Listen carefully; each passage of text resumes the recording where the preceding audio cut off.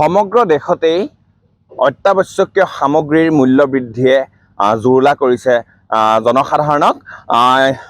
খাদ্য সামগ্ৰীৰ পৰা আৰম্ভ কৰি ইন্ধনলৈকে প্ৰত্যেক দিনে ব্যৱহৃত প্ৰয়োজনীয় সামগ্ৰীসমূহৰ এই মূল্য বৃদ্ধি আচলতে সমগ্ৰ দেশবাসীকে এক হাৰাশাস্তিৰ সৃষ্টি কৰিছে। কেমেৰা পাৰ্চন ৰাজ আছে, মই বৰ্তমান উপস্থিত আছোঁ জামগুৰিহাটৰ এটা পেট্ৰল পাম্পত। মই কেমেৰা পাৰ্চন ৰাজক ইয়াৰ কিছু পৰিৱেশ দেখুৱাবলৈ অনুৰোধ জনাইছোঁ। যদি সম্ভৱ হয় পেট্ৰলৰ যি সেই দাম 111 টকা হৈছেগৈ ইতিমধ্যে, আৰু ডিজেল প্ৰায় 100 টকা হৈ আছে। কিন্তু ৰাইজে বা জনসাধাৰণে যিহেতু অত্যাৱশ্যকীয় সামগ্ৰী ইন্ধন বাইকখনত ভৰাবই লাগিব বা গাড়ীখনত ভৰাবই লাগিব, সেই সূত্ৰে ভিৰ কৰা দেখা গৈছে, কিয়নো এইসমূহ হৈছে অত্যাৱশ্যকীয় আৰু প্ৰয়োজনীয় সামগ্ৰী। মই তেল ডিপুটোত কৰ্মৰত এগৰাকী বাইদেউৰ ওচৰলৈ আহিব বিচাৰিছোঁ। তেখেতৰ পৰা আচলতে কিমান দাম হৈছে সেই বিষয়ে জানিবলৈ চেষ্টা কৰিম। বাইদেউ, বৰ্তমান পেট্ৰলৰ প্ৰাইচ কিমান হৈ আছে? পেট্ৰল আপোনাৰ 111 টকা আৰু ডিজেলৰ 100 টকা 72 পইচা। গ্ৰাহক কমিছে নেকি? গ্ৰাহক অলপ কমা দেখা গৈছে, মানে ইমান দামত তেল ভৰাব চবে নিবিচাৰে। আগতকে কমিছে। ইয়াৰ কাৰণ মূল্য বৃদ্ধিৰ কাৰণে? মূল্য বৃদ্ধিয়ে হ'ব লাগিব, বেলেগ কাৰণটো একো নাই তেনেকুৱা। হয় হয়, ধন্যবাদ জনাইছোঁ। কিছু লোক আছে, তেওঁলোকে হয়তো পেট্ৰল ভৰাবলৈ আহিছে, নিজৰ বাইকখনত বাহনখনত ইন্ধন ভৰাবলৈ আহিছে। মই যাব বিচাৰিম তেওঁৰ ওচৰলৈ। কি ক'ব এগৰাকী সাধাৰণ জনতা হিচাপে দেশত মূল্য বৃদ্ধিয়ে এক প্ৰকাৰ জোৰলা কৰিছে ৰাইজক? হয়, বহুতো অসুবিধা হৈছে আমাৰ নিচিনা সৰ্বসাধাৰণ মানুহৰ কাৰণে।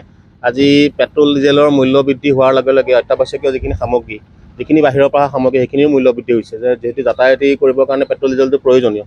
পেট্ৰল ডিজেলৰ মূল্য বঢ়াৰ লগে লগে বাকীখিনি বস্তুৰ মূল্য বাঢ়ি গৈছে। তাৰ কাৰণে আমাৰ সৰ্বসাধাৰণ ৰাইজৰ বহুখিনি অসুবিধা হৈছে। আপোনাৰ তেলৰ পৰা দালিৰ পৰা আদি প্ৰতিখিনি বস্তু যেতিয়া দাম বাঢ়ি গৈছে, আমাৰ যিটো বাজেট থাকে সেই বাজেটৰ পৰা বাহিৰলৈ গুচি গৈছে। তাৰ কাৰণে আমাৰ দিগদাৰ হৈছে। আৰু ৰাতিপুৱাই ধৰি লওক বাইকখন বা গাড়ীখন লৈ ওলাবলগীয়া হয়, বিভিন্ন সময়ত বিভিন্ন কাম থাকে, বিভিন্ন জেগালৈ যাবলগীয়া হয়। এতিয়া পেট্ৰলৰ যি মূল্য বৃদ্ধি দেখিছে, সপ্তাহটোত 2-3বাৰকৈ মূল্য বাঢ়ি গৈছে। তাৰ ফলত আমাৰ অকণমান অসুবিধা হৈছে। এতিয়া ধৰি লওক কিছু দূৰলৈ যাবলগীয়া হয়, চাইকেল লৈও যাব নোৱাৰি, বাইকখনেই লৈ যাবলগীয়া হয়।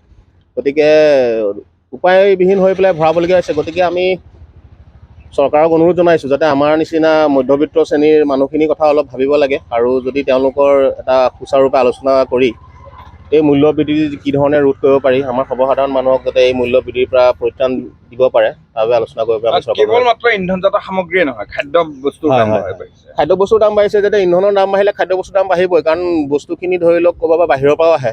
কিছু বস্তু ধৰি লওক যিসকল বিক্ৰেতা আছে তেওঁলোকে নিজৰ গাড়ীতে উঠাই আনিবলগীয়া হয়, বজাৰলৈ আনিবলগীয়া হয়, বা বিভিন্ন জেগাৰ পৰা তেওঁলোকে ক্ৰয় কৰি আনি আমাৰ বজাৰত বেচিবলগীয়া হয়। তেওঁলোকে সেই যি যাতায়াতীৰ কাৰণে আগতে ধৰি লওক যিটো তেলৰ দাম আছিল তাতকৈ আজি 10 টকা 15 টকা বাঢ়ি গৈছে। সেইকাৰণে তেওঁলোকে তেওঁলোকৰ সামগ্ৰীখিনি মূল্য বৃদ্ধি কৰিবই লাগিব, কাৰণ তেওঁলোকৰ নিজৰ ব্যৱসায়ৰ কথা আছে। ধন্যবাদ জনাইছোঁ। আন এগৰাকী ব্যক্তিৰ ওচৰলৈ আহিছোঁ। প্ৰধানমন্ত্ৰীয়ে ইতিমধ্যে আহ্বান জনাইছে যে বাহন কমকৈ চলাওক, পৰাপক্ষত চাইকেলৰ ব্যৱহাৰ কৰক। কি ক'ব? সেইটো হয়, কিন্তু এতিয়া আমিতো ধৰক চাইকেলটো চলাব নোৱাৰোঁ। ধৰক এতিয়া ল'ৰা ছোৱালী স্কুলত থোৱাৰ পৰা ধৰি কেতিয়াবা দূৰলৈও যাবলগীয়া হয়। গতিকে তেনেকুৱা ক্ষেত্ৰত আমি চাইকেলটো ব্যৱহাৰ কৰিব নোৱাৰিম। গতিকে আমাৰ বাইকখন বা গাড়ীখনটো লাগিবই ধৰক। গতিকে তেলৰ মূল্য বৃদ্ধিটো আমি বস্তুটো অকণ অসুবিধা পাইছোঁ।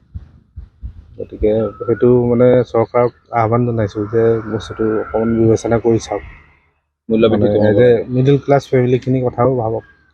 ধন্যবাদ জনাইছোঁ।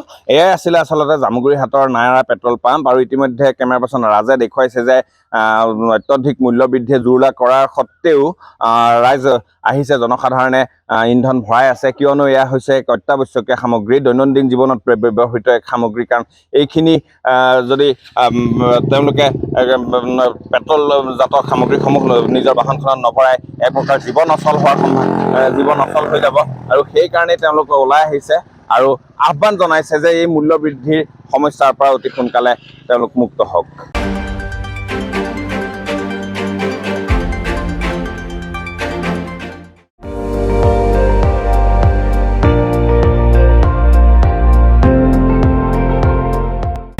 আপুনি চাই আছে ND24, সৰ্বশ্ৰেষ্ঠ নহয়, সৰ্বোত্তমৰ দৌৰত।